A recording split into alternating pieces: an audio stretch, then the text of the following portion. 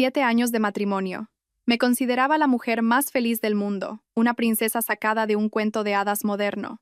Mi marido, Damián Sotelo, era un exitoso arquitecto de renombre en el mundillo. No solo era guapo y competente, sino que me cuidaba con una devoción que era la envidia de todas mis amigas. Cada mañana se levantaba antes que yo para prepararme un vaso de agua tibia con miel y limón y un desayuno ligero, todo perfectamente dispuesto sobre la mesa. Siempre decía que, con mi estómago delicado, no debía saltarme la primera comida del día. Cada noche, sin importar lo tarde que volviera del trabajo, lo primero que hacía era entrar en el dormitorio, abrazarme por la espalda, aspirar profundamente el aroma de mi pelo y susurrar: «Cariño, ya estoy en casa». Aquellos gestos tiernos y palabras dulces tejieron una red de amor inquebrantable. Confié en él ciegamente. Me enamoré perdidamente, y estuve dispuesta a sacrificarlo todo.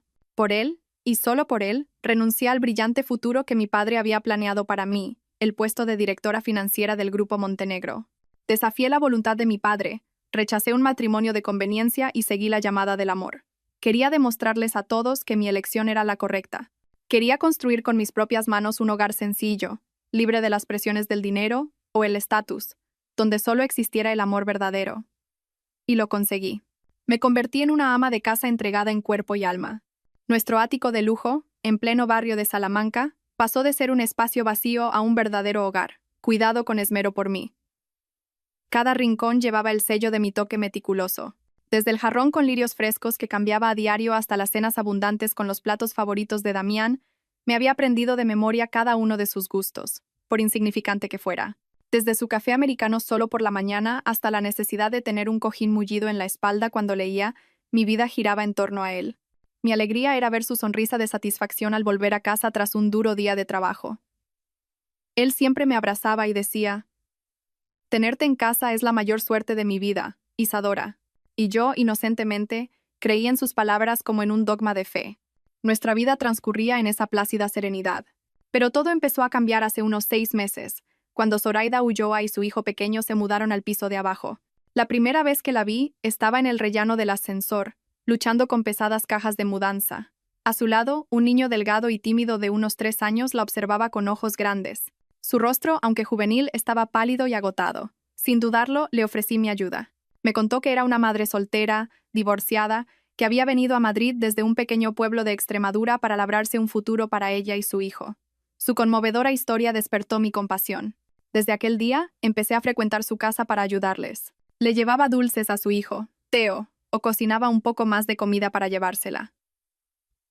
La traté como a una hermana pequeña, como a una amiga, sin ninguna reserva. Zoraida, por su parte, se mostraba inmensamente agradecida. Constantemente me daba las gracias, diciendo que yo era su salvadora. A veces, me traía un pequeño bizcocho casero o una jarra de horchata que, según decía, había hecho ella misma. «Es un pequeño detalle de mi parte para ti y para Damián, Isadora», decía.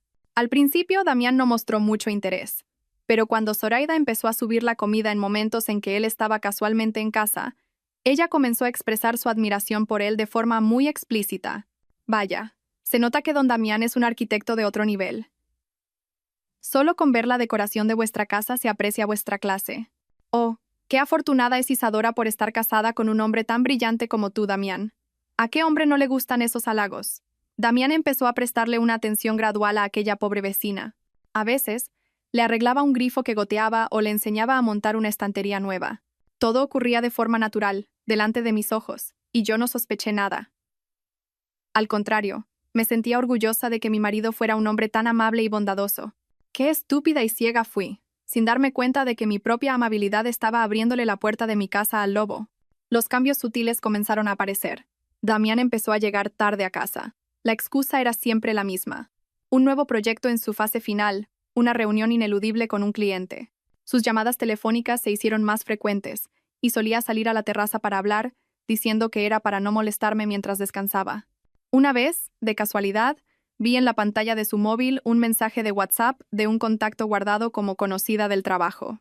Decía: «¿Has llegado bien a casa? Teo y yo te echamos mucho de menos». Cuando le pregunté, se rió y me quitó importancia. «Es solo una becaria de la oficina, me admira mucho y a veces me pregunta qué tal estoy», dijo. Incluso me reprochó con una sonrisa que tuviera celos infundados. Y yo le creí. Me culpé por ser demasiado sensible. Me repetí a mí misma que debía confiar ciegamente en mi marido. Incluso sentí remordimientos por haber dudado de él.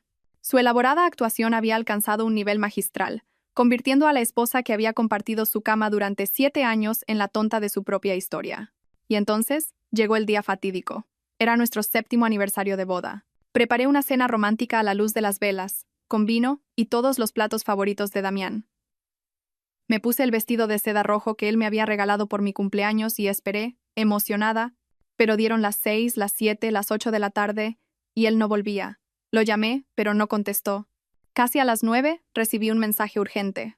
Cariño, lo siento muchísimo. Ha surgido un problema grave con un socio y tengo que ir a resolverlo. Volveré en cuanto pueda. No me esperes para cenar. La decepción y el vacío me invadieron, pero me esforcé por sonreír y le respondí. No te preocupes, mi amor.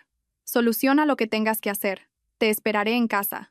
Retiré la mesa y guardé en la nevera la comida que se había quedado fría. Sentí un hueco inmenso en el corazón. Esa noche estalló una tormenta repentina. El estruendo de un trueno me despertó. De repente recordé que por la mañana había lavado el carísimo juego de sábanas de seda que Damián había traído de Italia y las había tendido en la azotea del edificio. Era nuestra terraza-jardín privada, un espacio que yo misma había decorado con flores aromáticas y un pequeño conjunto de mesa y sillas para observar las estrellas. Preocupada por que se estropearan, me puse una bata fina, cogí un paraguas y subí a toda prisa. La escalera que llevaba a la azotea estaba bastante oscura. Solo se filtraba una tenue luz amarilla por el resquicio de la puerta. A medida que me acercaba, una extraña sensación me invadió. ¿Por qué la puerta, que siempre cerrábamos con cuidado, estaba hoy entreabierta? Y entre el estruendo de la lluvia, escuché otro sonido. Un sonido que me heló la sangre en las venas. No era el viento ni la lluvia. Era la risa aguda de una mujer, y mezclada con ella, la voz suave y tierna de un hombre. Una voz que yo nunca podría confundir. La voz de mi marido, Damián Sotelo. Mis oídos se ensordecieron. El sonido de la lluvia torrencial y los truenos lejanos parecieron ser engullidos por un silencio mortal en mi alma. Me quedé paralizada en el último escalón, todavía agarrando con fuerza el paraguas. Sentía las frías gotas de lluvia que se colaban por la puerta abierta, pero nada podía ser más frío que mi corazón en ese momento. La voz de Damián, la misma voz que susurraba palabras de amor en mi oído cada noche, ahora arrullaba con esa misma ternura a otra mujer. Tranquila, no pasa nada. ¿Te asustas por un poco de lluvia? Estoy aquí para protegerte. La risa de Zoraida resonó, afilada como un taladro perforando mis tímpanos. Solo quería una excusa para abrazarte. Esto es tan romántico, ¿verdad? Como si solo existiéramos nosotros dos en el mundo. Solo nosotros dos en el mundo. Esas palabras fueron un martillo gigantesco que golpeó mi pecho, dejándome sin aliento. ¿Y yo? ¿Qué era yo en su mundo? La esposa, ¿un mero adorno para su casa perfecta? ¿O simplemente una pobre idiota que había sido engañada? No sé de dónde saqué el valor. Mis pies pesaban como el plomo, y cada paso era una agonía. Me oculté silenciosamente junto al marco de la puerta y espié por la rendija. Y entonces la peor escena de mi vida se desplegó ante mis ojos. Bajo la tenue luz amarilla de una farola del jardín, Damián y Zoraida estaban enredados en el mismo columpio que yo había elegido con tanto cariño. La camisa blanca de Damián estaba desabrochada, y Zoraida, vistiendo solo un fino camisón empapado por la lluvia que revelaba cada curva de su cuerpo, lo besaba. Era un beso apasionado, ardiente, sin la menor vacilación. Las manos de Damián, las mismas que sostenían las mías cada día, ahora recorrían el cuerpo de otra mujer. Sentí como si alguien me estuviera estrujando el corazón hasta hacerlo estallar en 1000 pedazos afilados. 7 años de amor, 7 años de sacrificio, 7 años de entrega. Todo se había convertido en cenizas en un instante. Reducido a una broma cruel. Pensé que gritaría, que entraría corriendo y les abofetearía. Pero no. Desde lo más profundo de mi ser, surgió una frialdad aterradora que apagó todas mis emociones. El dolor no desapareció, simplemente se solidificó, convirtiéndose en un bloque de hielo que paralizó cada uno de mis nervios. No lloré, el pecho ya no me dolía. Solo quedaba un vacío inmenso y una resolución glacial. No iba a dejar que me vieran derrumbarme. No les daría la satisfacción de regodearse en mi dolor. Retrocedí, paso a paso, en silencio. Mis manos ya no temblaban. Me di la vuelta con calma y bajé las escaleras.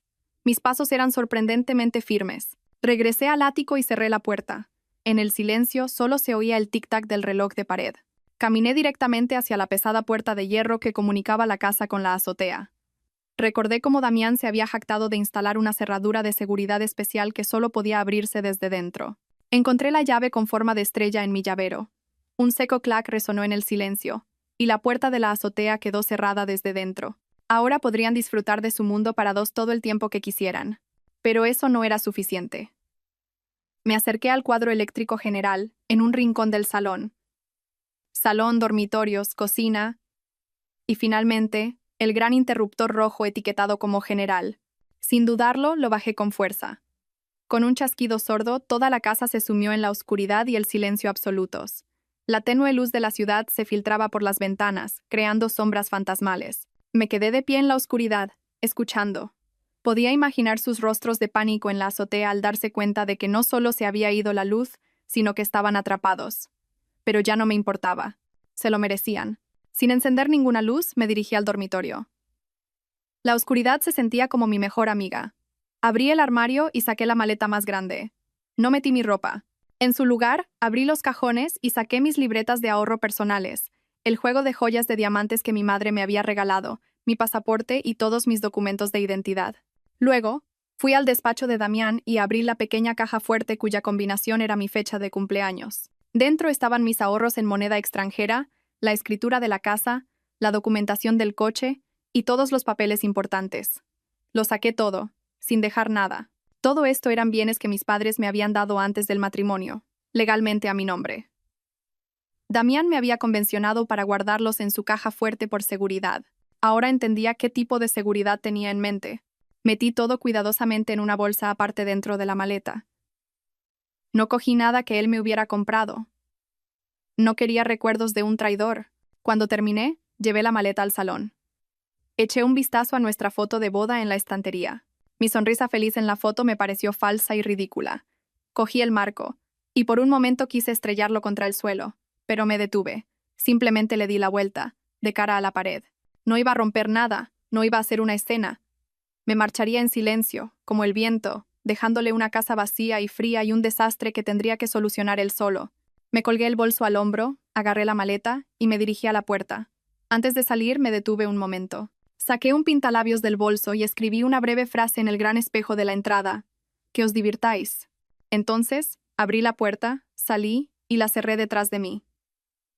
Mi huida había comenzado. La oscuridad y la lluvia de fuera parecían darme la bienvenida a mi nueva libertad. Supe en ese instante que la Isadora de ayer había muerto. El sonido de las ruedas de la maleta sobre el suelo del pasillo era lo único que rompía el silencio de la noche. Al entrar en el ascensor, vi mi reflejo en el espejo. Una mujer con un rostro frío, sin una sola onda de emoción, completamente diferente a la esposa amable y sonriente que veía cada día. El shock inicial había pasado, y en su lugar se había instalado una calma aterradora. Ya no había espacio en mi cabeza para el dolor o las lágrimas, solo para calcular mi siguiente movimiento. ¿A dónde ir? ¿A casa de mis padres? No, todavía no. No quería presentarme ante ellos como una fracasada, como la hija que había desobedecido a su padre y había acabado en la miseria. Tenía que recuperar todo lo que era mío. Tenía que hacer que aquellos que me habían pisoteado pagaran. Decidí alojarme en un hotel hasta que pudiera volver con la cabeza bien alta. Un lugar lo suficientemente lujoso y discreto para esconderme y empezar a trazar mi plan. El taxi cortaba el velo blanco de la lluvia, dejando atrás el lujoso complejo de apartamentos que una vez fue mi refugio y mi mundo entero. Ahora no era más que una jaula de oro vacía que aprisionaba a dos pecadores. Al registrarme en el hotel de 5 estrellas más exclusivo de Madrid, pedí la suite más alta, con vistas panorámicas a la ciudad. La habitación, espaciosa y opulenta, estaba llena de muebles exquisitos y una cálida iluminación. Un mundo en completo contraste con la vida sencilla y recogida que yo misma había elegido durante los últimos 7 años. Dejé la maleta y me acerqué directamente al enorme ventanal, contemplando la ciudad que brillaba como una galaxia a mis pies. ¿Cuánto tiempo había pasado desde que me había sentido así? La sensación de ser yo misma, la sensación de vivir en un mundo que realmente me pertenecía. Saqué de un compartimento secreto de mi bolso un teléfono nuevo, uno que había guardado hacía mucho tiempo para comunicarme solo con personas de mi antiguo mundo. Busqué un nombre en la agenda, Fabián Bernal, mi secretario. Fabián era joven, inteligente, ágil y absolutamente leal. Había trabajado para mí antes de que me casara. Aunque yo había estado retirada durante 7 años, le había seguido pagando un sueldo en secreto, precisamente para un día como hoy. El teléfono sonó una vez y contestó al instante. La voz de Fabián era una mezcla de alegría y preocupación. Directora, por fin ha llamado. ¿Se encuentra bien? Su voz familiar fue como un chorro de agua tibia derritiendo el muro de hielo en mi corazón. Estoy bien, Fabián, respondí, con la voz un poco quebrada. Necesito que me ayudes con un par de cosas, de inmediato. Por supuesto. Ordene lo que sea, directora, respondió sin la menor vacilación. Primero investiga las finanzas personales de Damián Sotelo de los últimos 6 meses. Todas sus cuentas bancarias, tarjetas de crédito, préstamos, cualquier transacción anómala. Segundo, quiero toda la información que puedas encontrar sobre una mujer llamada Zoraida Ulloa, que vive en el piso 2405 de mi edificio. Su pasado, sus relaciones, su estado civil, todo. Quiero un informe detallado sobre mi escritorio mañana a las 9 de la mañana. Entendido. Me pongo a ello ahora mismo, respondió Fabián con profesionalidad. No preguntó por qué, no mostró curiosidad. Por eso siempre había confiado en él. Y Fabián, añadí, mañana a las 8 de la mañana, ven aquí con el abogado Gonzalo Salazar. Dile que la hija de don Fernando Montenegro necesita verle urgentemente. ¿Se refiere a don Gonzalo Salazar, el del Grupo Montenegro? Preguntó Fabián, ligeramente sorprendido. Exacto, confirmé. Con decirle eso ella entenderá. Colgué y solté un largo suspiro. La maquinaria había empezado a moverse. El abogado Gonzalo Salazar era el asesor legal principal de nuestro grupo, un viejo zorro de los negocios. Había superado innumerables batallas junto a mi padre. No era solo un abogado, era como un tío para mí, un confidente en quien podía confiar plenamente. Pensar en mi padre me trajo una oleada de amargura. Recordé el día que decidí dejarlo todo para irme con Damián. Mi padre, siempre estricto pero que me amaba incondicionalmente, me miró con ojos llenos de decepción. Isadora, no voy a impedir que ames. Pero el amor no lo es todo. Ese hombre, Damián Sotelo, tiene demasiada ambición en la mirada. Me temo que no se acerca a ti solo por amor. ¿Has vivido entre algodones? ¿Podrás soportar una vida normal? Me da miedo que sufras, hija. En aquel entonces yo era joven y creía en un futuro de color de rosa. Le rebatí. Le dije que no necesitaba dinero, que solo su amor era suficiente, que le demostraría que mi elección era la correcta. Y me fui de casa. Durante los últimos 7 años apenas tuve contacto con mi familia. A veces llamaba a mi madre y le mentía, diciéndole que era muy feliz.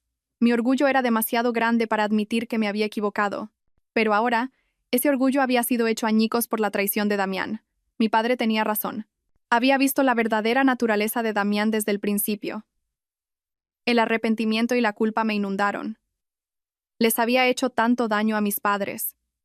Pero me dije a mí misma que no era momento para ser débil. Tenía que ser fuerte. Tenía que recuperarlo todo. No solo por mí, sino por el honor de mi familia. Para demostrar que la hija de mi padre, aunque hubiera caído, sabía cómo levantarse e incluso volverse más fuerte que antes. Esa noche no dormí. Me senté junto a la ventana, trazando en mi mente cada paso de mi plan de venganza. Un plan meticuloso, cruel y sin vuelta atrás. Me habían tomado por tonta. Pues bien, les demostraría lo terribles que podían ser las consecuencias cuando una tonta inteligente se enfadaba. En este juego, yo no sería una simple jugadora. Sería la que dictara las reglas.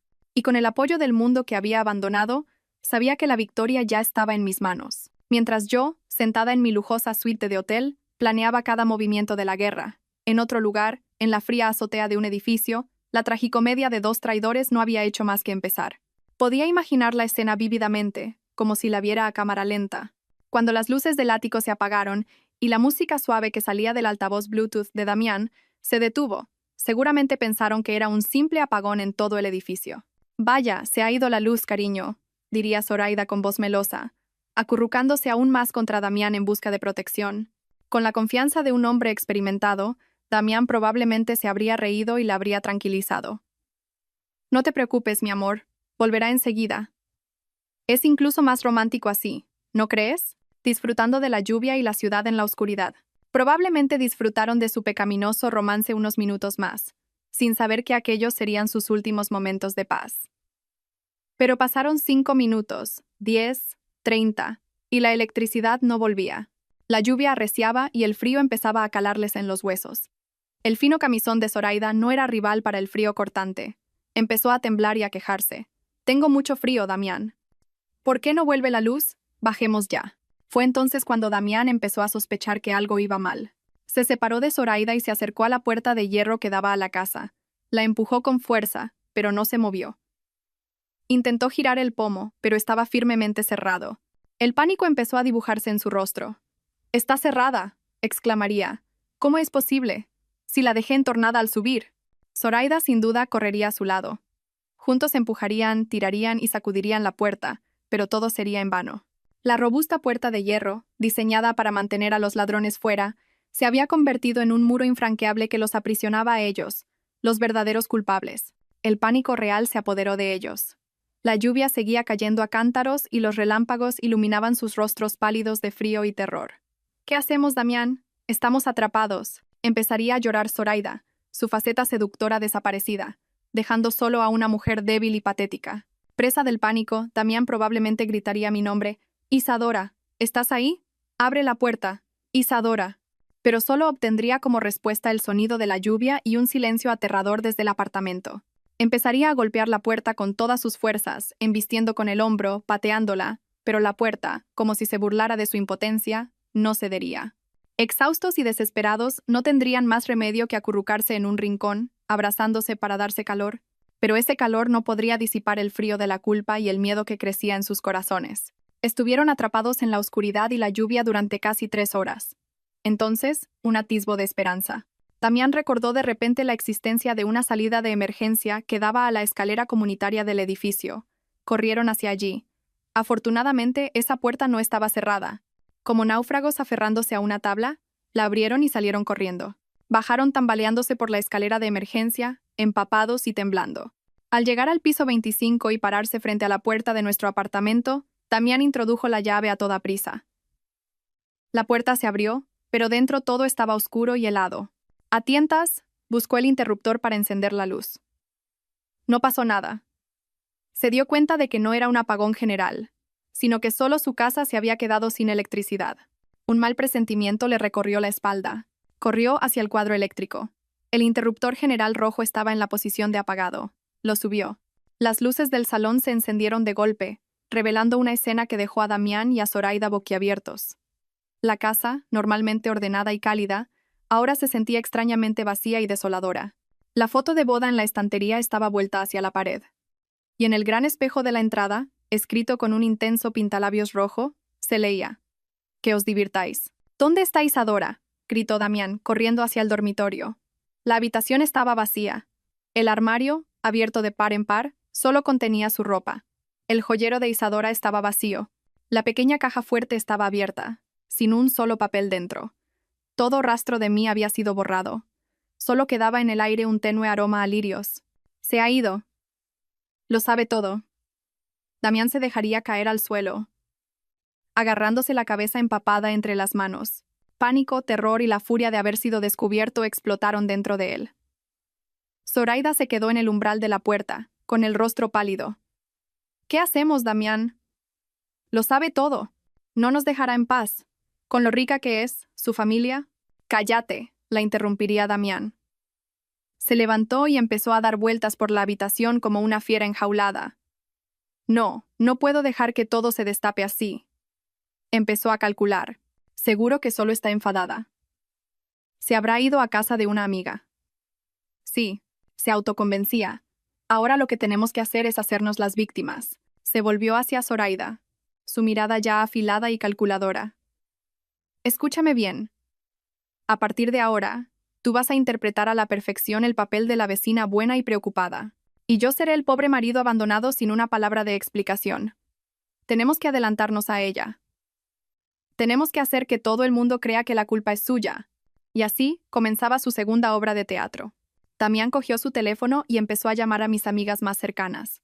Con una voz cargada de preocupación y dolor, inventó una historia sobre cómo yo, de repente, me había vuelto caprichosa, me había enfadado sin motivo y me había marchado de casa.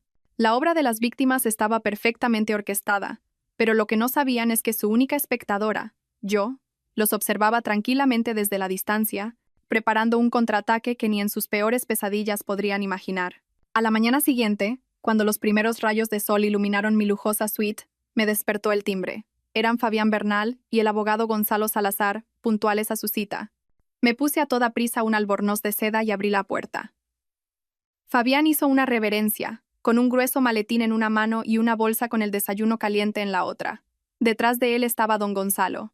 Pasaba de los 60, con el pelo canoso, pero sus ojos seguían siendo agudos e inteligentes, con el aplomo de alguien acostumbrado a 1000 batallas. «Mi querida Isadora», dijo con voz cálida, y en su mirada había una genuina preocupación paternal. «Fabián me ha puesto al día. ¿Cuánto has debido de sufrir?» Su presencia y sus palabras fueron un bálsamo para mi alma. «Pasen, por favor, don Gonzalo, Fabián». Los conduje al gran sofá del salón. Mientras Fabián preparaba el desayuno, don Gonzalo no perdió ni un segundo. Fue directo al grano. «Cuéntamelo todo, niña. Cuanto más detallado, mejor». Respiré hondo y empecé a relatar la historia de los últimos 7 años. Desde mi decisión de dejar mi casa hasta mi matrimonio aparentemente perfecto, la aparición de Zoraida, las circunstancias sospechosas y, finalmente, la fatídica noche en la azotea y mi huida. Hablé con calma, sin derramar una lágrima, sin un solo lamento. Solo expuse los hechos, crudos y dolorosos. Don Gonzalo escuchó con suma atención, asintiendo de vez en cuando, su mirada cada vez más afilada. Cuando terminé, guardó silencio un momento y luego golpeó suavemente la mesa. ¡Qué descarado! Atreverse a engañar a la hija de don Fernando Montenegro. Hay que tener agallas.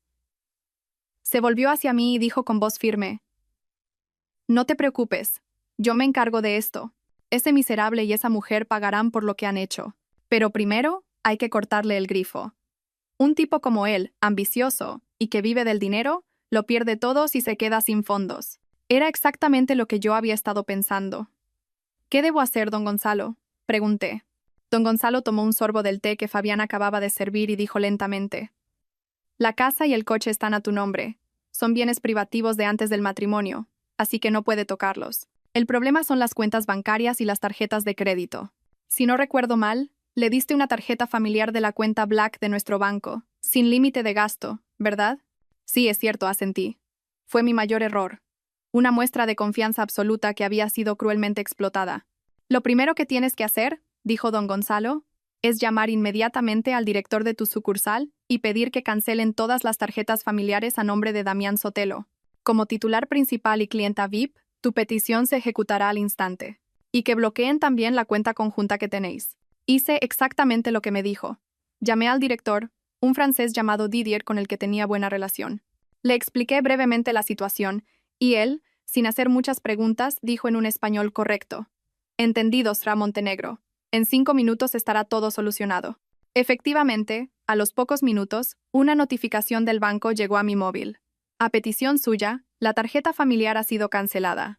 La cuenta conjunta ha sido bloqueada temporalmente. Mientras tanto, Fabián abrió su portátil y me mostró la información que había recopilado durante la noche. «Directora, abogado, aquí está el informe preliminar». Giró la pantalla hacia nosotros. En los últimos 6 meses, Damián Sotelo ha retirado cerca de 500.000 euros en efectivo de la cuenta conjunta sin justificación aparente. Con la tarjeta de crédito familiar, ha gastado más de 350.000 euros, principalmente en artículos de lujo como bolsos, relojes y joyas, y en estancias en resorts de 5 estrellas. Casualmente, estos gastos se realizaron en los días en que le decía a usted que estaba de viaje de negocios. Fabián continuó: «En cuanto a la mujer, Zoraida Ulloa, su pasado es bastante turbio.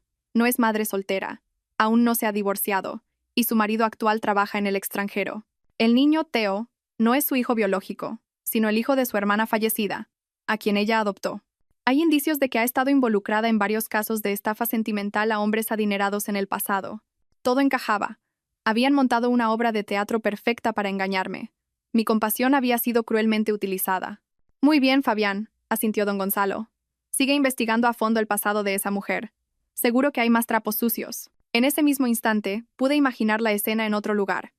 Quizás Damián, para compensar a Zoraida por la horrible noche en la azotea, la había llevado de compras. Con toda su confianza, le entregaría la tarjeta Black al dependiente, solo para encontrarse con la negativa. «Lo siento, señor, esta tarjeta ha sido rechazada». Su sorpresa, su desconcierto y finalmente su pánico cuando todas sus otras tarjetas arrojaran el mismo resultado. Su pesadilla financiera había comenzado oficialmente. Mi primer contraataque fue silencioso, pero certero, golpeando donde más le dolía. Sabía que la verdadera naturaleza de Damián Sotelo, un hombre incompetente sin dinero pero lleno de ambición, no tardaría en salir a la luz. Y la relación entre él y Zoraida, cimentada en el dinero, se resquebrajaría rápidamente. Tomé un sorbo de café.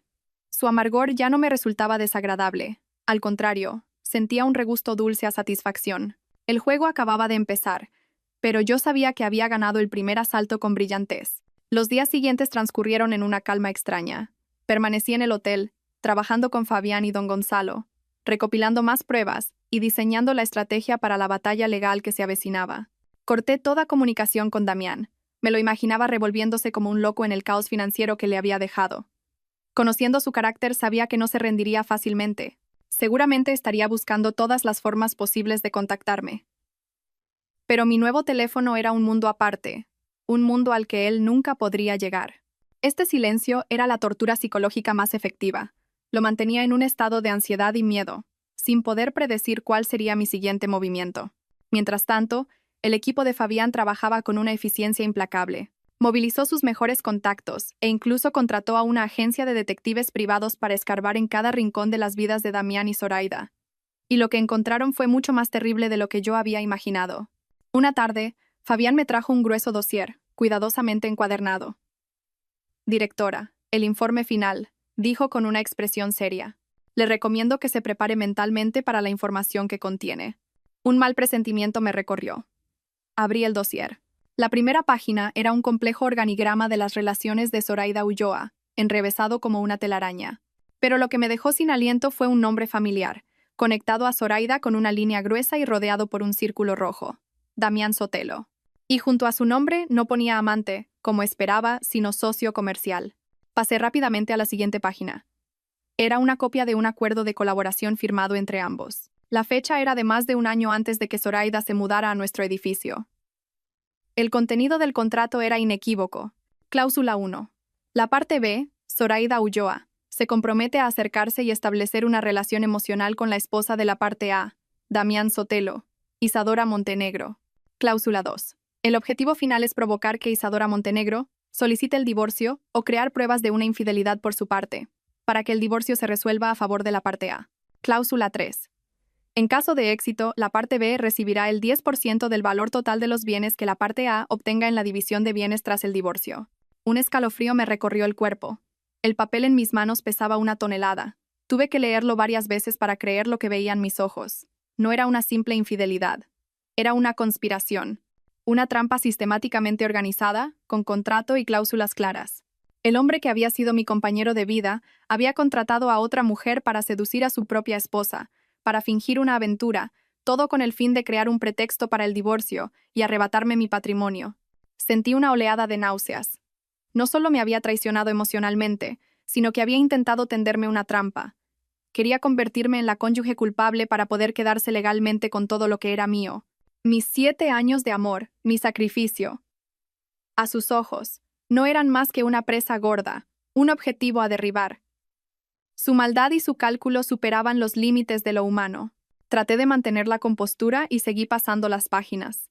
El dossier revelaba otra verdad impactante. Damián Sotelo no era el arquitecto brillante y hecho a sí mismo del que siempre se había jactado. La mayoría de los grandes proyectos que había conseguido en los últimos años habían sido arrebatados a otros colegas mediante tácticas despreciables. El informe detallaba al menos 3 casos. Damián robando ideas de diseño, sobornando a clientes e incluso fabricando pruebas falsas para desacreditar a sus competidores. Había construido su carrera sobre mentiras y el sufrimiento ajeno. El hombre al que una vez admiré no era más que un impostor mediocre y vil, envuelto en una deslumbrante fachada. La última parte del dossier contenía información sobre las deudas de Damián. Había sufrido enormes pérdidas invirtiendo en bolsa y en el sector inmobiliario, y tenía una deuda masiva con prestamistas.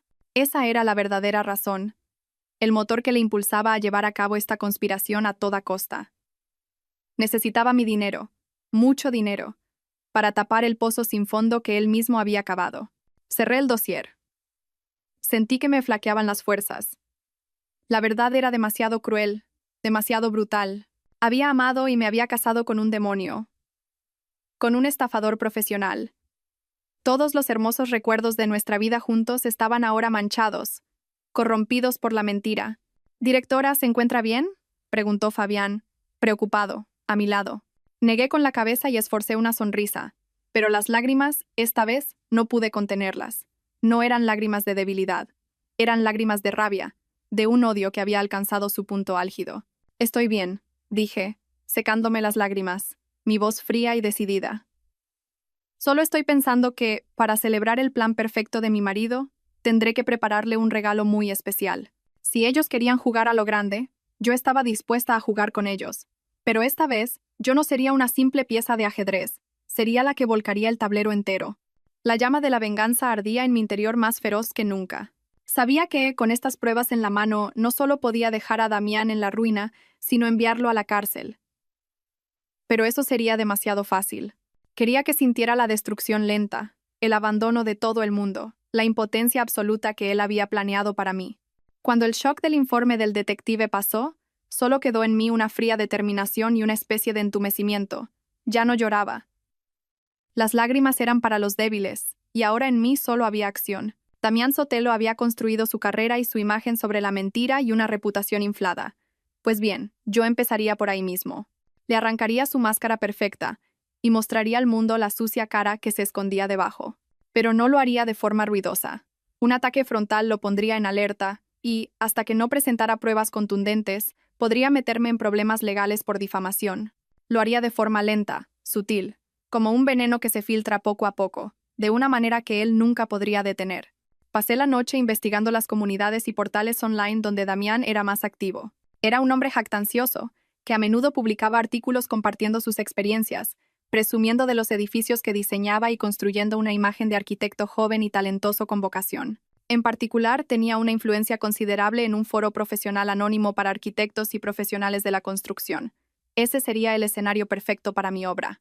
Usando una nueva tarjeta SIM, creé una cuenta anónima con un nombre completamente nuevo: La Voz de la Verdad. Me creé una personalidad, una arquitecta recién licenciada, apasionada pero desencantada con el lado oscuro de la profesión. Y entonces, empecé a escribir una larga publicación. La redacté desde la perspectiva de un informante anónimo. No mencioné a Damián Sotelo directamente.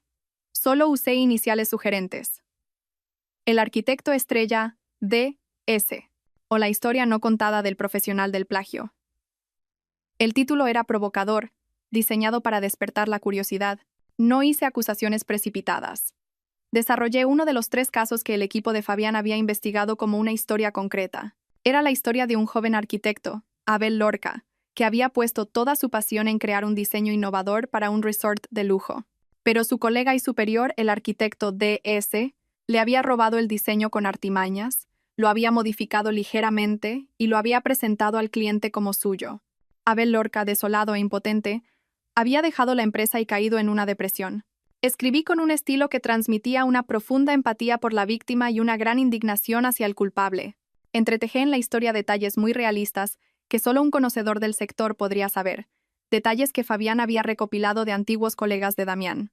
Incluso tuve la sutileza de mencionar de pasada algunas características de D.S.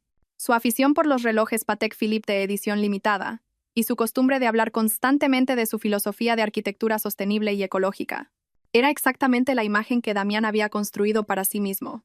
Para aumentar la credibilidad, creé varias cuentas fantasma más y dejé comentarios de confirmación, haciéndome pasar por antiguos compañeros. En cuanto lo he leído, he sabido de quién hablabas. Todo el mundo en la empresa supo lo de Abel en su momento, pero nadie se atrevió a decir nada. Oh, y no solo plagió diseños. Hay muchas más historias, esperando la siguiente entrega. Publiqué el post a las 10 de la noche, la hora de mayor actividad en el foro, y como esperaba, causó una tormenta inmediata. En solo unas horas, la publicación acumuló miles de visitas y cientos de comentarios y compartidos. Las iniciales de ese se convirtieron en el tema más candente. La gente empezó a especular y, gracias a los detalles tan característicos que yo había sembrado, el nombre de Damián Sotelo no tardó en salir a la palestra. Al principio, algunos lo defendieron, diciendo que eran rumores falsos, que alguien intentaba manchar su reputación. Pero entonces, ocurrió algo inesperado.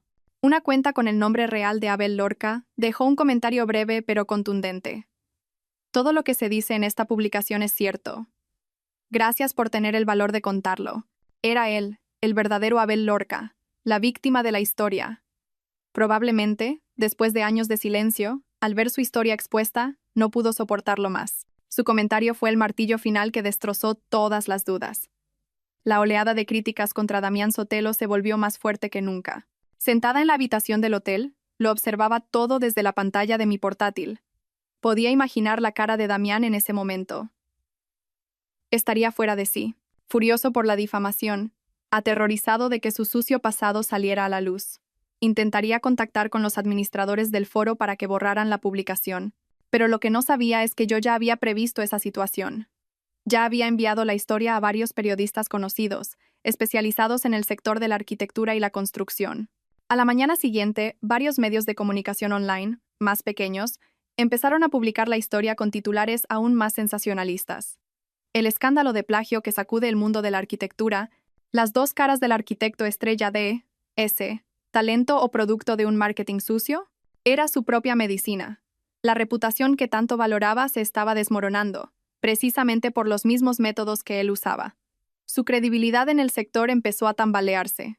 Clientes y socios, sin duda, empezarían a hacer preguntas. Mi primer ataque había dado en el blanco, pero esto era solo el aperitivo. El plato principal aún estaba por llegar. Sabía que Damián y Zoraida, acorralados, no se quedarían de brazos cruzados. Contraatacarían, y yo los estaba esperando. Antes de que la tormenta en la comunidad de arquitectos amainara, otra tormenta, más feroz y cruda, estalló desde una dirección que no esperaba. Mientras Damián Sotelo estaba ocupado lidiando con la crisis mediática, dando explicaciones a sus socios y tratando de eliminar las publicaciones desfavorables, su amante y cómplice, Zoraida Ulloa, jugó una carta increíblemente estúpida. Probablemente, con el grifo del dinero cortado y Damián al borde del colapso, su pánico y su naturaleza codiciosa salieron a la superficie. Decidió tomar la iniciativa y buscar su propia salida.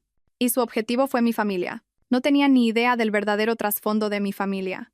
A sus ojos, yo era solo la hija de una familia adinerada venida a menos, que había roto lazos con los suyos. Pero, a través de las quejas de Damián, sabía que yo tenía parientes en el campo.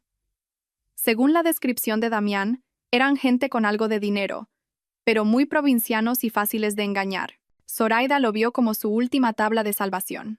Con la escasa información que Damián había dejado caer, averiguó la dirección de la casa de mis padres. Una señorial finca de estilo francés en la Sierra de Guadarrama, el lugar que mi padre había elegido para retirarse del ruido de la ciudad. En su mente simple, Zoraida asumió que era solo una casa de campo un poco grande de una familia de nuevos ricos.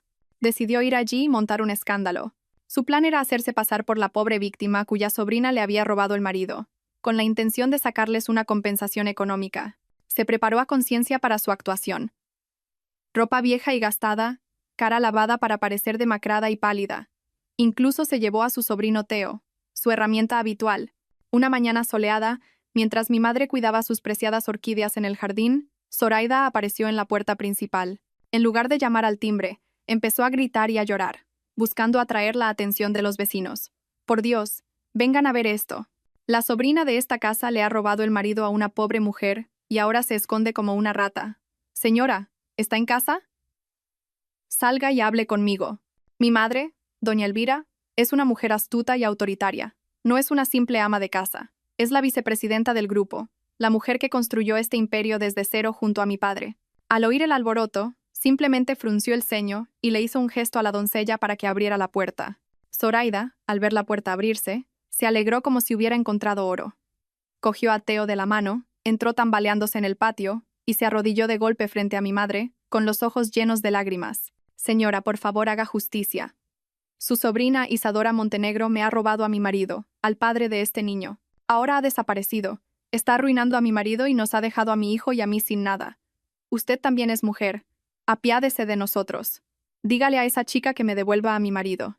Mi madre la observó en silencio, sin decir una palabra, mientras ella representaba su papel. Su mirada era tan afilada como un cuchillo, capaz de ver a través del alma de cualquiera. Se sentó tranquilamente en un banco de piedra del jardín e hizo un gesto a la doncella para que le trajera una taza de té. Levántese, dijo mi madre finalmente. Su voz no era ni fría ni cálida, pero tenía un peso invisible. En mi casa no tenemos la costumbre de que las visitas se arrodillen. ¿Así que mi hija Isadora es su sobrina? Sí, sí, eso es, respondió Zoraida a toda prisa, creyendo que había dado en el clavo. Ella me dijo que usted era su pariente del campo. Ya veo, dijo mi madre, tomando un sorbo de té y dejándolo lentamente. Entonces, debe de haber un error. Isadora Montenegro no es mi sobrina. Zoraida se quedó helada, con una expresión de desconcierto. ¿Cómo? No, ¿no lo es? Es mi única hija, la interrumpió mi madre. Su voz seguía siendo tranquila, pero cada palabra era un martillazo. Isadora Montenegro es la única hija mía y de don Fernando Montenegro, el presidente del Grupo Montenegro. Y ahora, dígame usted, ¿quién es para atreverse a venir aquí a difamar a mi hija? El cuerpo entero de Zoraida se petrificó. Sus ojos se abrieron como platos y su boca quedó entreabierta, incapaz de articular palabra. ¿La única hija del presidente del Grupo Montenegro? Esas palabras resonaron en sus oídos como un trueno. ¿Con quién demonios se había metido? Viendo a Zoraida sin palabras, mi madre continuó, su voz varios tonos más fría. ¿Dice que mi hija le ha robado a su marido? ¿Y quién es su marido? ¿Dónde trabaja? ¿Dónde está su certificado de matrimonio? ¿Puede enseñármelo? Mi marido es Damián Sotelo, el arquitecto, balbuceó Zoraida. Ah, Damián Sotelo. Se burló mi madre. Era una risa de desprecio. ¿Ese arquitecto mediocre por el que mi hija renunció a toda su fortuna? ¿Cree que no lo conozco? Y bien, ¿tiene el certificado de matrimonio? ¿O es usted simplemente una amante que se metió en la felicidad ajena y ahora viene aquí a hacerse la víctima? Cada palabra de mi madre era una bofetada invisible en la cara de Zoraida. Todos sus discursos preparados se habían vuelto inútiles. Su teatro se había derrumbado por completo frente a un oponente de una liga completamente diferente. Entonces mi madre se levantó y se acercó a Zoraida. Su mirada era glacial. ¿Creía que no sabía quién es usted? Zoraida Ulloa, 28 años, natural de Cáceres, actualmente casada con un ingeniero destinado en Japón, sin divorciar, con antecedentes penales por estafa y apropiación indebida, con una condena suspendida. Mi madre recitó su historial personal de corrido. Era la información que Fabián había investigado y que yo le había enviado a mi madre. Zoraida se desmoronó por completo. Se desplomó en el suelo, temblando, sin atreverse a mirar a mi madre a los ojos. Usted y ese tal Damián Sotelo planearon engañar a mi hija, ¿verdad? ¿Pensaban que no nos enteraríamos? Dijo mi madre con voz amenazante. Le daré dos opciones. La primera, lárguese de aquí ahora mismo y no vuelva a aparecer delante de mi hija nunca más. La segunda, llamo a la policía. Con sus antecedentes y las pruebas que tenemos, ¿cuántos años cree que pasará en la cárcel? No hizo falta decir más. Como una rata acorralada, Zoraida se levantó de un salto, agarró la mano del aterrorizado Teo y salió corriendo por la puerta principal. Huyó sin mirar atrás como si la persiguiera el diablo. Su obra de teatro había terminado de la forma más patética posible. Mi madre la observó marcharse. No había ni una pizca de compasión en sus ojos. Cogió su teléfono y llamó al jefe de seguridad del grupo. Asigne a 2 guardias de seguridad más a la finca. A partir de ahora, que ningún extraño se acerque a esta zona. Especialmente una mujer llamada Zoraida Ulloa. Mi madre había entrado en acción, y yo sabía que cuando mi madre entraba en acción, para el enemigo solo quedaba un camino: la aniquilación. La humillante derrota de Zoraida en casa de mis padres fue un golpe devastador para su alianza criminal con Damián Sotelo. Al descubrir mi verdadera identidad, Zoraida se derrumbó, aterrorizada. Ya no se atrevía a intentar ninguna artimaña, viviendo con el miedo constante de que la policía llamara a su puerta. Su relación con Damián también se hizo añicos. Tuvieron una violenta discusión. Zoraida acusó a Damián de haberla engañado, de haberla arrastrado a una batalla contra fuerzas que no podían permitirse enfrentar. Damián, por su parte, culpó a Zoraida de haber actuado de forma estúpida e impulsiva, empeorando las cosas. Su amor, construido sobre mentiras y cálculos, estalló como una burbuja de jabón ante la primera tormenta. Mientras tanto, Damián estaba realmente acorralado. La tormenta mediática en la comunidad de arquitectos no cesaba. Su credibilidad en el sector estaba gravemente dañada. Los socios cancelaban contratos, los proyectos se paralizaban, y los fondos que provenían de mí se habían cortado.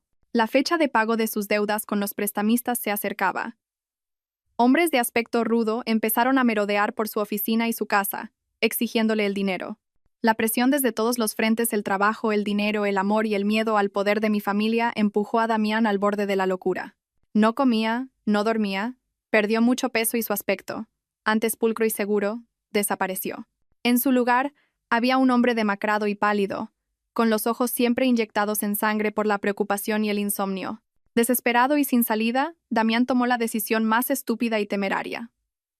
Sabía que uno de mis mayores activos a mi nombre era un terreno en la finca, una de las urbanizaciones más exclusivas de Madrid, un terreno valorado en decenas de millones de euros que mi padre me había regalado. En su locura, se le ocurrió la idea de falsificar mi firma para venderlo. Pensó que si conseguía ese dinero podría pagar todas sus deudas, huir lejos y empezar una nueva vida en otro lugar. Practicó mi firma una y otra vez. Después de 7 años de convivencia, estaba muy familiarizado con mi caligrafía. Estaba convencido de que podía crear una falsificación perfecta que nadie notaría. Contactó a un abogado de un pequeño bufete privado al que ya había sobornado en el pasado. Redactó un contrato para transferir los derechos de uso del terreno a una empresa fantasma que él mismo había creado. Todo se hizo en secreto y a toda prisa. Una tarde, Damián acudió al despacho de ese abogado para ejecutar su plan. Lo que no sabía es que cada uno de sus movimientos estaba siendo vigilado. El astuto don Gonzalo había previsto que Damián podría intentar algo desesperado con mis propiedades. Había puesto a gente a vigilar discretamente todos sus movimientos, especialmente los relacionados con bancos y propiedades inmobiliarias.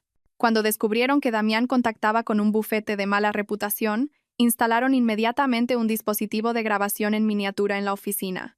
Todo el proceso Damián falsificando mi firma en el contrato con manos temblorosas. El abogado corrupto estampando el sello a toda prisa, fue grabado con total claridad de imagen y sonido. La grabación, junto con una copia del contrato falsificado, fue enviada inmediatamente a don Gonzalo. Cuando tuve en mis manos la prueba irrefutable, sentí más amargura que satisfacción. ¿Qué cosas tan terribles puede hacer un ser humano cuando la codicia y la desesperación anulan la razón? Damián Sotelo había puesto un pie en el camino hacia la cárcel por su propia voluntad. Su caso ya no era una disputa civil por matrimonio y bienes. Era un grave delito penal de estafa, apropiación indebida y falsificación de documento público. Don Gonzalo me llamó. Había satisfacción en su voz. El pez ha mordido el anzuelo, Isadora. Esta vez no tiene escapatoria. ¿Qué hacemos ahora?, pregunté. No vamos a denunciarlo a la policía de inmediato, dijo con voz calculadora. Dejemos que crea que su plan ha funcionado. Dejemos que viva unos días en su fantasía, en su esperanza. Guardaremos este as en la manga para jugarlo en el momento más oportuno, cuando cause el mayor impacto. Tengo en mente un final espectacular para esta obra. Al oír sus palabras, supe que esta partida de ajedrez estaba llegando a su fin, y que el final para Damián Sotelo no sería una simple derrota, sino la aniquilación total. En una espera fría y cruel, aguardé el día del juicio final para el hombre que me había traicionado. Tras falsificar con éxito la firma, Damián Sotelo pareció recuperar algo de confianza. Creyó que tenía en sus manos la llave para resolver todos sus problemas. Inmediatamente, llevó el contrato falsificado al banco y obtuvo un préstamo masivo usando el terreno como garantía. Con ese dinero, pagó a los prestamistas, aplacando la amenaza inmediata. También empezó a investigar sobre cómo emigrar a un país sin tratado de extradición con España, planeando una nueva vida. Vivió sus últimos días de libertad en una dulce fantasía, sin saber que una red invisible se estaba cerrando a su alrededor. Mientras tanto, yo dejé el hotel y volví a casa de mis padres. Decidí que era hora de enfrentar la realidad y volver a ser quien era. Mi regreso ya no era una huida, sino el retorno de una vencedora. Mi padre, después de escuchar toda la historia de mi madre y enterarse de lo que don Gonzalo había hecho, me abrazó en silencio. «Has madurado, hija mía», dijo con una voz que mezclaba orgullo y pena. «Siento no haberte protegido antes». «No es tu culpa, papá», respondí. «Fui yo la ingenua». Pero he aprendido la lección. Mi vida había comenzado un nuevo capítulo. Ya no era una ama de casa. Empecé a involucrarme en los asuntos del grupo junto a mis padres. Mis conocimientos de finanzas de la universidad y mi experiencia gestionando un hogar durante 7 años, aunque en campos diferentes, me fueron de gran ayuda. Me adapté rápidamente al trabajo, aporté ideas brillantes y me gané el respeto de los subordinados. Había recuperado a mi verdadero yo, la Isadora inteligente, decidida y segura. Y entonces, don Gonzalo dijo que era hora de bajar el telón. «Necesitamos un escenario», dijo en una reunión con mi padre y conmigo. «Un gran escenario, donde todo el mundo pueda presenciar su caída. Un tribunal es demasiado sobrio, no atraerá la atención de los medios. Necesitamos un evento al que no pueda negarse a asistir. Una idea surgió en mi mente. ¿Qué tal una gala benéfica?, propuse. El Grupo Montenegro organiza cada año una gala para recaudar fondos para niños desfavorecidos. Este año podríamos hacerla más grande. Invitar a toda la élite empresarial, a los medios de comunicación, a los influencers.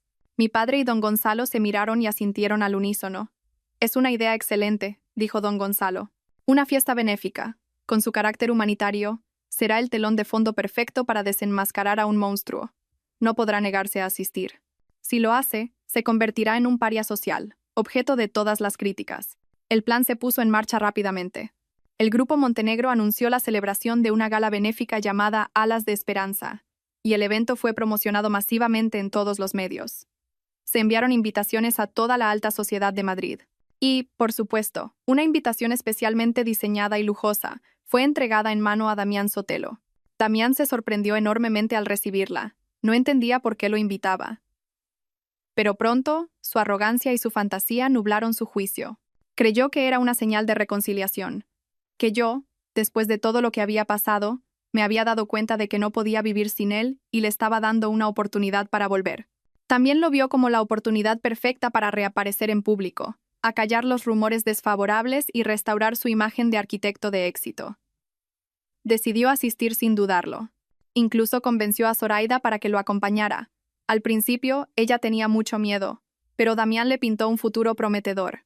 No te preocupes, se ha ablandado.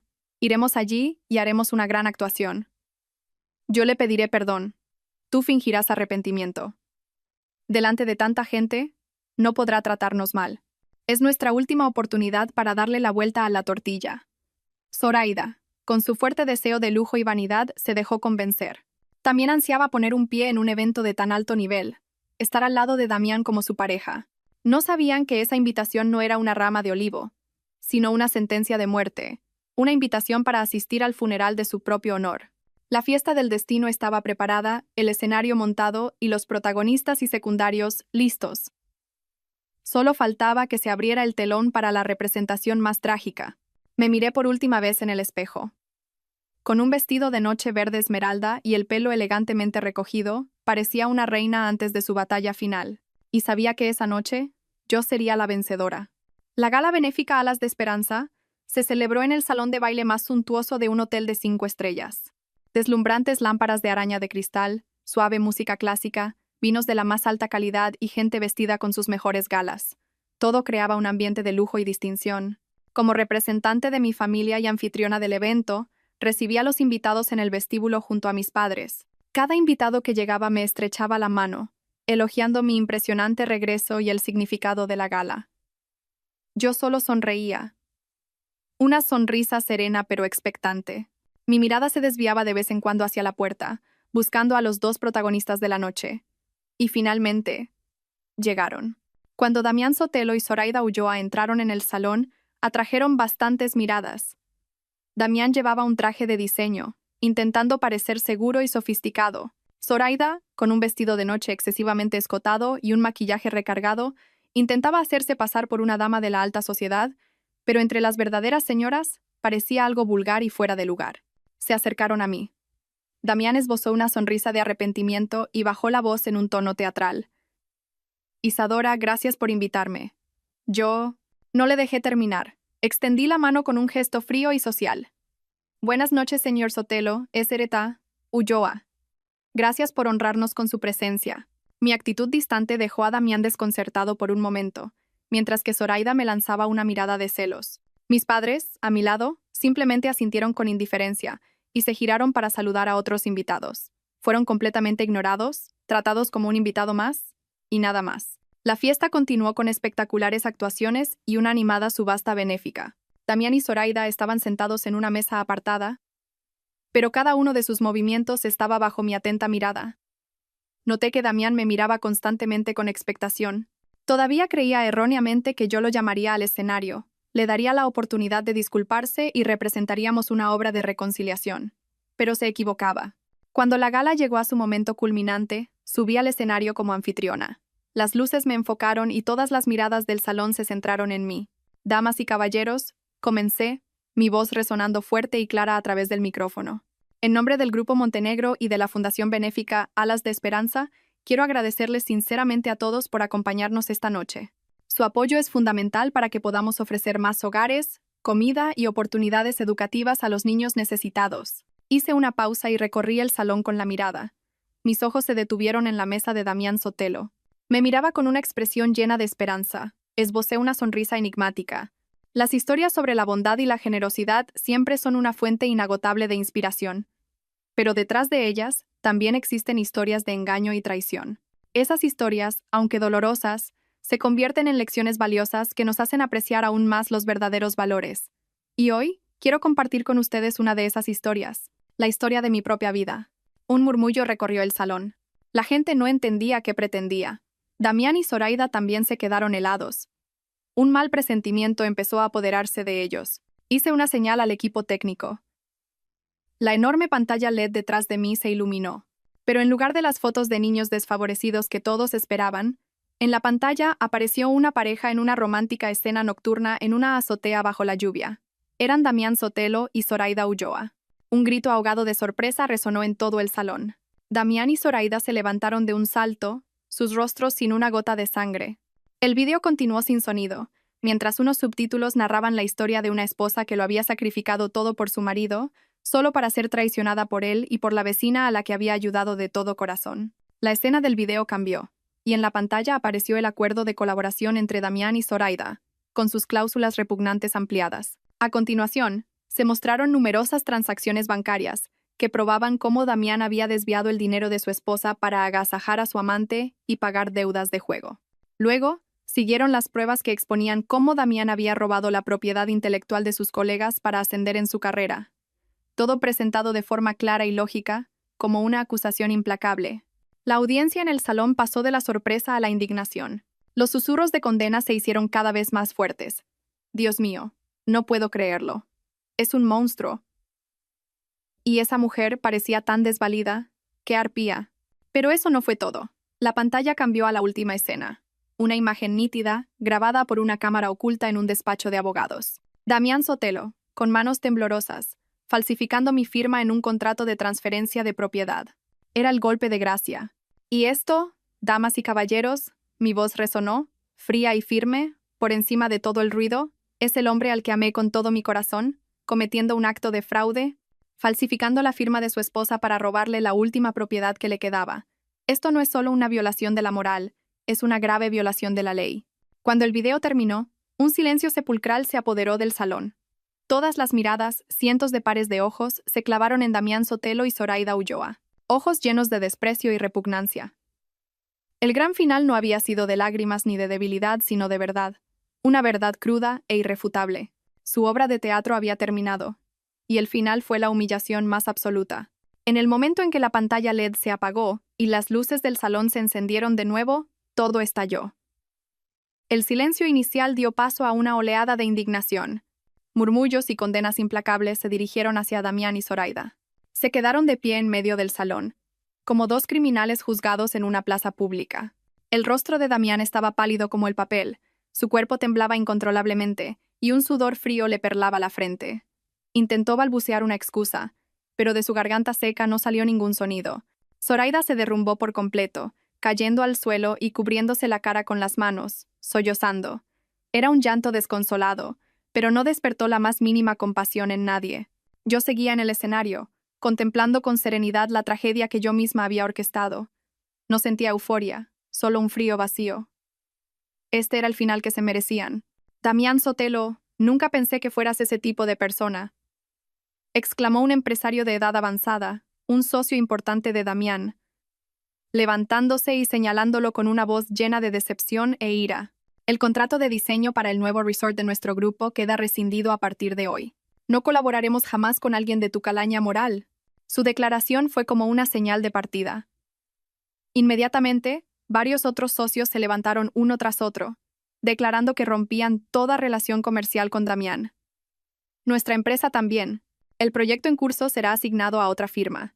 Consideraremos demandarle por los daños causados. La carrera que Damián había construido con tanto esfuerzo, a base de mentiras y artimañas, se desmoronó en cuestión de minutos, como un castillo de arena ante las olas. Pero eso no fue lo peor. En el momento de mayor caos, la puerta principal del salón se abrió de par en par. Dos policías uniformados entraron con semblante solemne. Detrás de ellos venía don Gonzalo Salazar. Todos se quedaron perplejos, sin entender qué estaba pasando. Un policía subió directamente al escenario, me tomó el micrófono y pidió silencio a la audiencia. Su voz resonó, clara y autoritaria. Somos de la Unidad de Delitos Económicos. Estamos aquí para ejecutar una orden de arresto contra el señor Damián Sotelo por los cargos de estafa, apropiación indebida y falsificación de documento público. La orden de arresto fue leída, clara y contundente. El salón volvió a sumirse en el silencio, esta vez un silencio de shock. Los dos policías bajaron del escenario y se dirigieron directamente hacia Damián. Él estaba ausente, con la mirada perdida, sin oponer resistencia.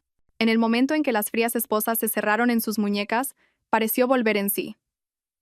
Se giró para mirarme. En sus ojos ya no había arrepentimiento ni súplica, sino un odio extremo, el odio de una bestia acorralada. Isadora Montenegro, has arruinado mi vida. Nunca te lo perdonaré, gritó, forcejeando como un loco. Pero ya era demasiado tarde. Los dos policías se lo llevaron sin contemplaciones, dejando atrás el llanto desconsolado de Zoraida y cientos de miradas de desprecio. Zoraida, al ver a su amante arrestado, se arrastró como una loca hasta mis pies, se aferró al bajo de mi vestido y suplicó llorando. Isadora, lo siento. De verdad que lo siento. Perdóname, por favor. Fue todo idea de Damián. Él me obligó. Yo también fui engañada. Por favor, diles a los policías que me perdonen. Tengo un hijo que criar. La miré. La misma mujer que una vez fingió ser desvalida para abusar de mi amabilidad, ahora representaba otra obra, la del arrepentimiento tardío. Le aparté suavemente la mano y dije con voz desprovista de emoción: será mejor que le digas eso a tu abogado. Luego me dirigí al otro policía que aún estaba allí. Agente, esta mujer es cómplice en este caso de estafa. Tenemos el contrato. Creo que también debería ser llevada a la comisaría para ser interrogada. El policía asintió. Al oír eso, Zoraida se desmayó en el acto. La obra había terminado de verdad. Los dos protagonistas, uno esposado y la otra desmayada, tuvieron el final más trágico posible, delante de toda la alta sociedad. Su caída no fue solo la de su reputación y su carrera, sino la aniquilación total de sus vidas. La gala benéfica se había convertido en una noche de juicio y justicia, una justicia que, aunque tardía, se había cumplido de forma dramática y perfecta. Después de que se llevaran a Damián y a Zoraida, el caos fue amainando, pero la conmoción seguía flotando en el ambiente. La fiesta no podía continuar. Los invitados, testigos de un drama tan impactante, se fueron marchando, llevándose consigo una historia que sería comentada durante mucho tiempo. Mis padres y don Gonzalo se acercaron. Mi padre me dio una palmada silenciosa en el hombro, un gesto que contenía tanto orgullo como consuelo. Mi madre me abrazó con fuerza y me dijo con voz entrecortada: todo ha terminado, hija. Lo has hecho muy bien. Asentí. Sentí un inmenso alivio. La pesadilla había terminado por fin, pero una última pregunta seguía sin respuesta en mi mente. Me volví hacia don Gonzalo. Abogado, el último vídeo. ¿Cómo consiguió una grabación tan nítida de él falsificando la firma? Pensé que sería imposible instalar una cámara en el despacho de un abogado. Don Gonzalo sonrió enigmáticamente. Para nosotros es imposible. Pero había alguien que sí podía. Hizo una señal a Fabián, quien trajo a un hombre desconocido ante mí. Tendría unos 40 años, con un rostro curtido por la vida, pero una mirada firme. Vestía de forma modesta, desentonando completamente con los lujosos invitados. Isadora, te presento a mi viejo amigo, César Garrido, dijo don Gonzalo. Buenas noches, Ra. Montenegro, dijo César inclinando ligeramente la cabeza. Su voz era un poco áspera. Yo fui quien proporcionó esa grabación. Me quedé atónita. ¿Pero por qué? ¿Por qué me ayudó? César suspiró y comenzó a contar una historia que me dejó aún más perpleja. No la estaba ayudando a usted. Me estaba ayudando a mí mismo. Yo soy el marido legal de Zoraida Ulloa. Mis padres y yo nos quedamos sin palabras. ¿El marido de Zoraida? ¿El hombre del que ella decía haberse divorciado? ¿El que había usado como excusa para crear su imagen de pobre madre soltera? ¿Cómo es posible?, balbuceé. Todavía no nos hemos divorciado, dijo César con amargura. Me destinaron a trabajar en Japón, y yo le enviaba dinero para el niño y para sus gastos. Pero cuando volví, descubrí que usaba ese dinero para darse lujos y engañar a otros hombres. Sabía de su relación con Damián Sotelo desde hacía tiempo. Contraté a gente para que la siguiera, estaba reuniendo pruebas para el divorcio y para conseguir la custodia de mi sobrino, Teo. Hizo una pausa y me miró con arrepentimiento. Lo siento, Sra. Montenegro. Debería haberla advertido antes, pero temía que si intervenía, ella se pondría en alerta y sería más difícil reunir pruebas. No imaginé que su conspiración llegaría tan lejos. Todo quedó claro. En esta batalla yo no había estado sola. Había otro aliado silencioso, luchando por sus propios objetivos. ¿Y el abogado corrupto? Pregunté. Es mi primo, respondió César. Se dejó sobornar por Damián Sotelo, cegado por el dinero. Cuando me enteré de su plan a través de él, apelé a los lazos familiares y lo convencí. Le prometí que si me ayudaba a grabar todas las pruebas, le daría más dinero y lo ayudaría a librarse de los cargos de complicidad. Y aceptó. El último nudo se había desatado. El plan aparentemente perfecto de Damián estaba, en realidad, lleno de agujeros fatales. Había sido demasiado arrogante. Había subestimado a la gente que lo rodeaba.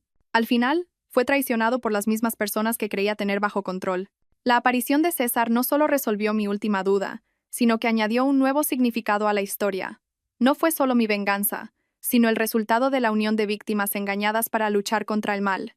Gracias, César, le dije, un agradecimiento sincero que brotaba del corazón. Ha sido de gran ayuda.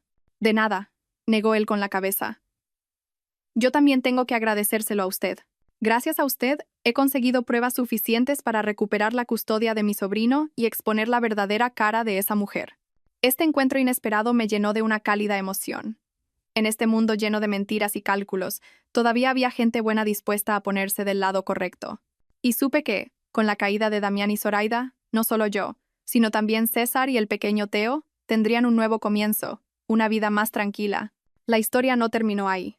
Mientras hablaba con César, otro hombre bien vestido se abrió paso entre la multitud. Se detuvo frente a mí e inclinó la cabeza. Disculpe, Sra. Montenegro, soy Abel Lorca. Yo fui la víctima del plagio de diseño de Damián Sotelo hace unos años. ¿Usted es Abel Lorca? Me sorprendí. El protagonista de mi publicación anónima. Leí la publicación en el foro. Siento haber guardado silencio durante tanto tiempo, dijo Abel con voz arrepentida. Después de presenciar todo esto hoy, no podía seguir callado. Varios antiguos compañeros y yo hemos decidido presentarnos como testigos y proporcionar pruebas adicionales de las malas prácticas de Damián a las autoridades. La aparición de Abel Lorca y sus antiguos colegas fue el último clavo en el ataúd de la carrera de Damián Sotelo. Extraños, víctimas silenciosas que por fin encontraron el valor para alzar la voz. Esa noche no solo se hizo justicia, sino que la verdad encontró su lugar. Tras la fatídica gala, mi vida volvió gradualmente a su cauce, pero a uno completamente nuevo. La tormenta mediática estalló, y el nombre de Isadora Montenegro y mi historia acapararon los titulares. Pero esta vez, no eran rumores ni críticas, sino admiración y respeto por una mujer que había luchado valientemente por la justicia. El grupo Montenegro también recibió innumerables elogios por su actuación decidida y civilizada. La reputación de mi familia, lejos de verse dañada, se elevó a un nuevo nivel. Pasé la mayor parte del tiempo siguiente colaborando con don Gonzalo y las autoridades, prestando declaración y aportando las pruebas necesarias para cerrar el caso. Todo transcurrió sin problemas y con rapidez. El juicio de Damián y Zoraida se celebró unos 3 meses después. No asistí. No quería volver a ver sus caras. Solo supe el resultado a través de una llamada de don Gonzalo. Con pruebas irrefutables el contrato de conspiración, los registros de malversación, la falsificación de la firma, Damián recibió su merecido.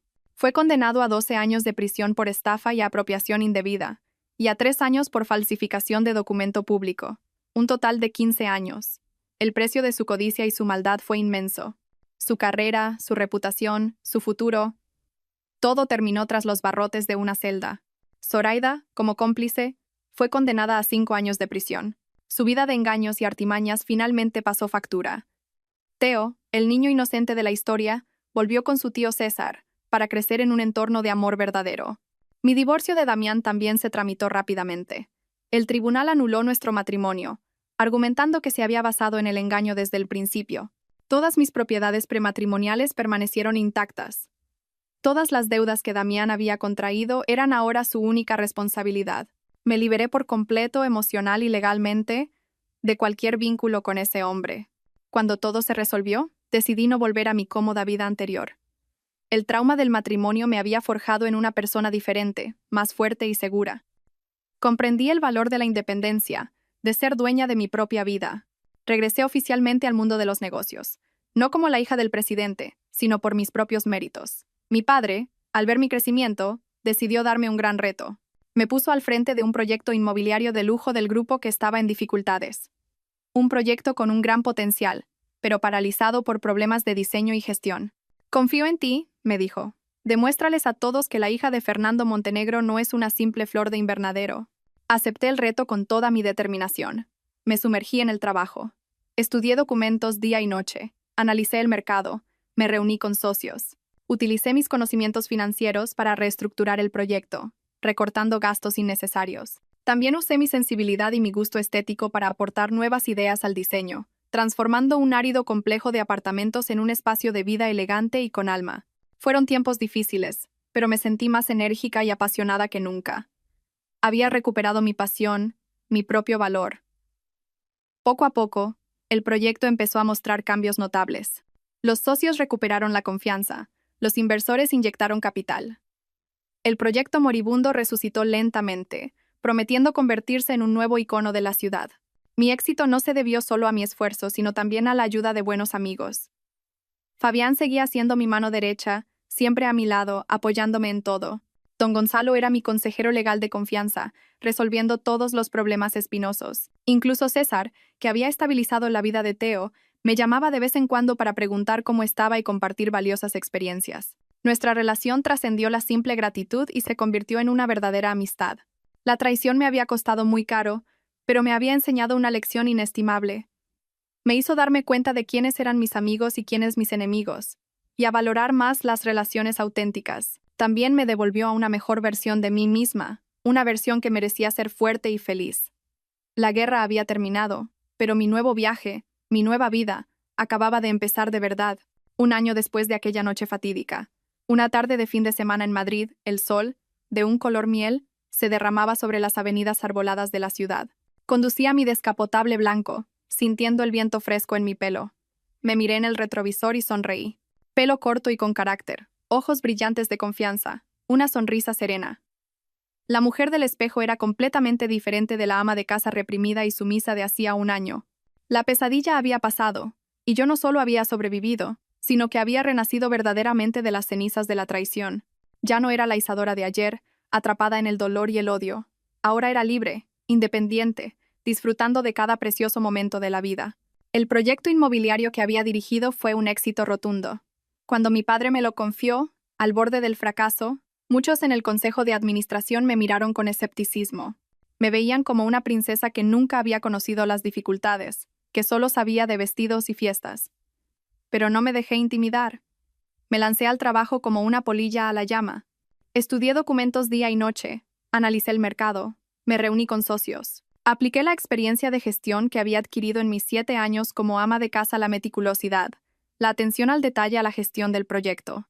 Me di cuenta de que dirigir un gran proyecto o llevar un hogar requerían lo mismo: dedicación, comprensión y la capacidad de ver los problemas más pequeños. Visité personalmente las obras, me puse el casco y hablé con cada uno de los trabajadores. Me senté con el equipo de arquitectos no como una jefa que da órdenes, sino como una colega, fomentando ideas creativas. Transformé un bloque de hormigón sin alma en un espacio de vida lleno de emoción y sofisticación. El complejo de lujo, al que bauticé el Fénix como símbolo de mi propio destino, se convirtió en uno de los proyectos inmobiliarios más exitosos y cotizados del mercado. No solo generó enormes beneficios para el grupo, sino que ganó prestigiosos premios de arquitectura y diseño. El día de la inauguración oficial, en una gran ceremonia, mi padre subió al escenario. No habló de cifras de negocio. Simplemente me miró, con los ojos llenos de orgullo, y dijo unas palabras que nunca olvidaré. En el pasado, mi orgullo era haber fundado el Grupo Montenegro. Pero hoy, mi mayor orgullo es mi hija, Isadora Montenegro. En ese momento, rompí a llorar. Lágrimas de felicidad y reconocimiento que lavaron todo el dolor y la injusticia del pasado. Había demostrado mi valía no solo a mi padre y a todos los demás, sino, lo que es más importante, a mí misma. Ya no vivía a la sombra de mi familia. Había creado mi propio cielo, mi propia luz. Hoy tenía una cita especial. Aparqué frente a un tranquilo café con jardín, escondido en un pequeño callejón. se había convertido en un lugar familiar para mí en el último año. Desde lejos, vi una figura conocida sentada en una mesa de madera bajo una exuberante bugambilla, esperándome. César Garrido me vio, sonrió amablemente y me saludó con la mano. A su lado estaba Teo. El niño había engordado. Tenía las mejillas sonrosadas y parecía mucho más alegre. «¡Tita Isa!», gritó Teo, feliz, dejando su trozo de tarta y corriendo a abrazarme. Me agaché y lo abracé. La calidez del alma pura del niño me trajo una extraña sensación de paz. «Teo, ¿te has portado bien? ¿Le haces caso al tío César?», le pregunté, acariciándole el pelo. «Sí, he conseguido pegatinas de niño bueno toda la semana. El tío me ha prometido que me llevará al zoo a ver los elefantes», dijo el niño con orgullo, sus ojos brillantes. La relación entre César y yo se había estrechado en el último año. Después de que todo terminara, él, con sus ahorros y algo de dinero que mi abogado le dio como agradecimiento, montó una pequeña agencia de detectives. Gracias a su honestidad, la agencia ganó rápidamente una buena reputación. Ya no era el hombre atormentado por las injusticias del pasado. Había encontrado la alegría y el propósito de su vida junto a su adorable sobrino. No nos apresuramos. Nos acercamos lentamente, como viejos amigos que han pasado juntos por una tormenta y han encontrado en el otro afinidad, comprensión y apoyo. Nos sentamos, tomamos café y hablamos de cosas sin importancia. Mi trabajo, los casos interesantes que su agencia resolvía, las travesuras de Teo en la guardería. A veces, simplemente nos mirábamos y sonreíamos.